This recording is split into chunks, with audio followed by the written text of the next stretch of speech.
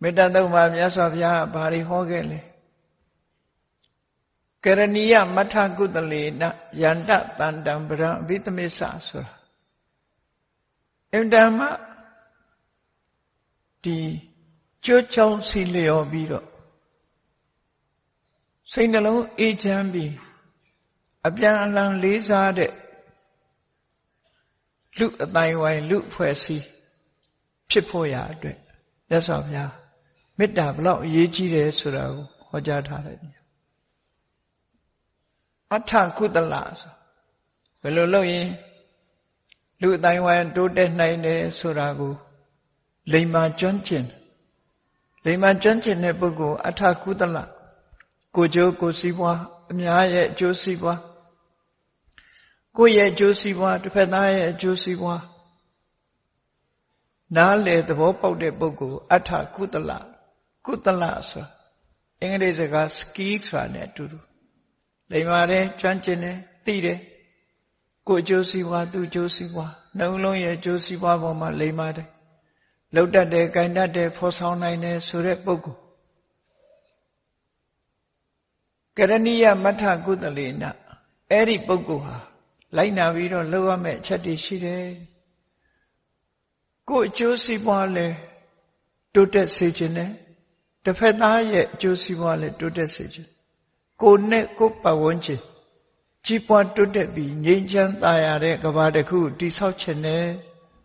တိဆောက်နိုင်တဲ့နိလန်းကိုလည်းသိတယ်ဆိုတဲ့ပုဂ္ဂိုလ်ဟာအထကုသလအဲ့ဒီလိုသိတဲ့ပုဂ္ဂိုလ်ဟာကရဏီယလိုက်နာလုပ်ရမယ့်ကိစ္စတွေရှိတယ်ယန္တတန္တံပရံဘိသမစ္ဆစိတ်နှလုံးအေးချမ်းမှုကိုပေးနိုင်တဲ့အနေအထားတွေဒီနေရာမှာတော့နိဗ္ဗာန်ထီအောင်အမြင့်ဆုံးကိုမျှော်မှန်းလိုက်တော့ယန္တတန္တံပဒံဘိသမစ္ဆတန္တဆိုတာအေးချမ်းတဲ့မြတ်စွာဘုရားအမြင့်ဆုံးနိဗ္ဗာန်ကိုပြောတာအခြေခံအားဖြင့်ပြောမယ်ဆိုရင်စိတ်နှလုံးအေးချမ်းမှုကိုစာပေကျမ်းကမှလည်းဟရယတန္တိဆိုတဲ့စကားလုံးသုံးတာရှိတယ်ဟရယဆိုတာနှလုံးသားစိတ်ဓာတ်တန္တိဆိုတာငြိမ်းချမ်းတာစိတ်နှလုံးရဲ့အေးချမ်းမှုဆိုတာအဲ့ဒီစိတ်နှလုံးအေးချမ်းမှုကိုဖော်ဆောင်နိုင်မှုအတွက်မြတ်စွာဘုရားဒါကိုဥတ္တိရည်စူးပြီးငြိမ်းချမ်းမှုအချင်းချင်းအပြန်အလှန်လေးစားမှုဆိုတဲ့ဒီကိစ္စတွေကိုဥတည်ပြီးတော့လိုက်နာဆောင်ရွက်ရမှာတဲ့ဘာတွေလဲလို့ဆိုရင်သက်ကောလုံနိုင်စွမ်းရှိရမယ်လုံနိုင်စွမ်းဆိုတာဒါအရေးကြီးတာလှုပ်ချင်တဲ့စိတ်လည်းရှိရမယ်လုံနိုင်စွမ်းရှိရသက်ကောဆိုတာအရေးချင်းတစ်ခုပဲလုံနိုင်တဲ့စွမ်းရည်ရှိရမယ်ကျင့်ကျင်တဲ့စိတ်ဓာတ်တွေရှိရမယ်အေးချမ်းမှုကိုလိုလားတဲ့စိတ်ဓာတ်တွေရှိရမယ်အဲ့ဒီပုဂ္ဂိုလ်ဟာအရေးကြီးဆုံးကဘာတော့ဆိုဥစုသူဟုစုရိုးသားဖြောင့်မတ်ရမယ်ကောက်ချစ်တာမလုံးဝဘူးရိုးသားဖြောင့်မတ်တယ်ဆိုတာစိတ်ထဲရှိတဲ့အတိုင်းအမှန်ကိုအမှန်တိုင်းတစ်ဖက်သားကိုသိစေတာရိုးသားတယ်လို့ခေါ်တယ်ဗမာပြည်မှာတော့ပြောလို့ရှိတယ်ရိုးသားတာကိုရိုးရတယ်နဲ့သွားပြီးတော့တွဲတယ်အဲ့ဒါလို့ဆိုလိုတာမဟုတ်ဘူးရိုးသားတယ်ဆိုတာဖြောင့်မတ်တယ်လို့ဒီလိုဆိုလိုတယ်ကောက်ကျစ်တာနဲ့ရိုးသားတာနဲ့ရိုးအရာနဲ့နော်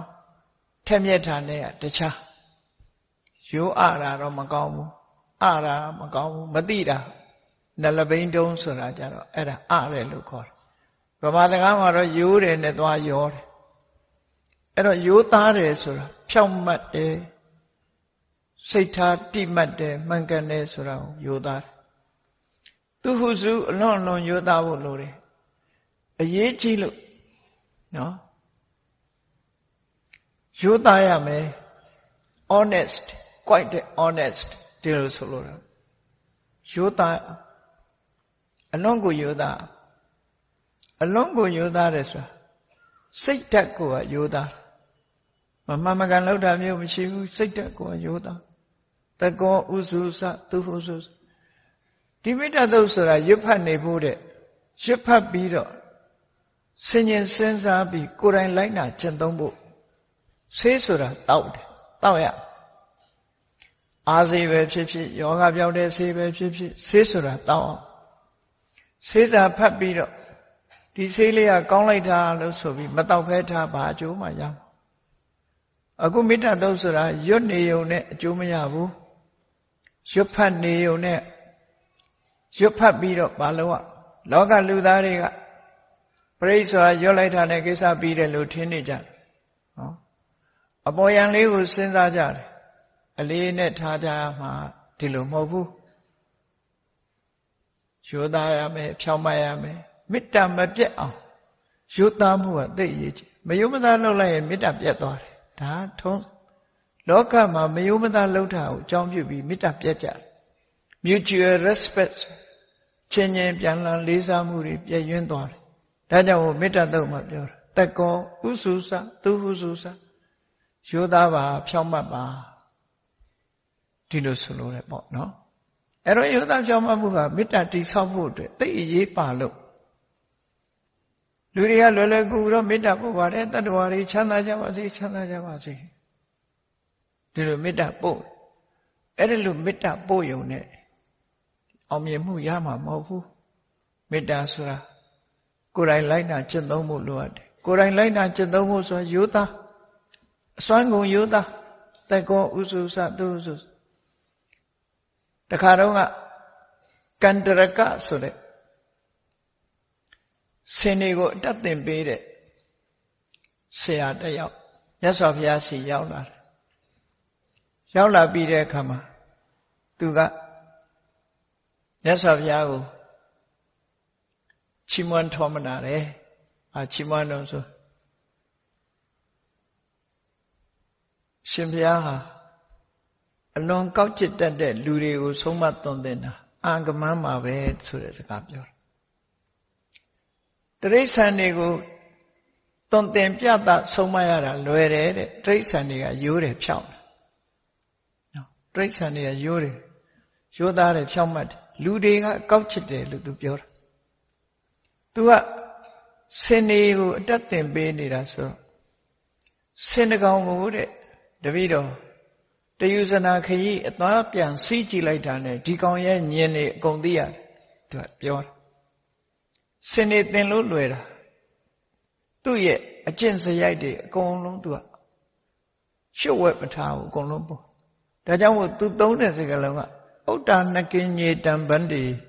ယတိတံပတ္တောရှင်ပြားတဲ့ဒီအကောင်တွေကအသိယိုသားကြတယ်ဖြောင့်မတ်ကြတယ်စိတ်แท้ရှိတာလှုပ်တာတဲ့သူတို့ကနော်စိတ်แท้ရှိတာလှုပ်တာ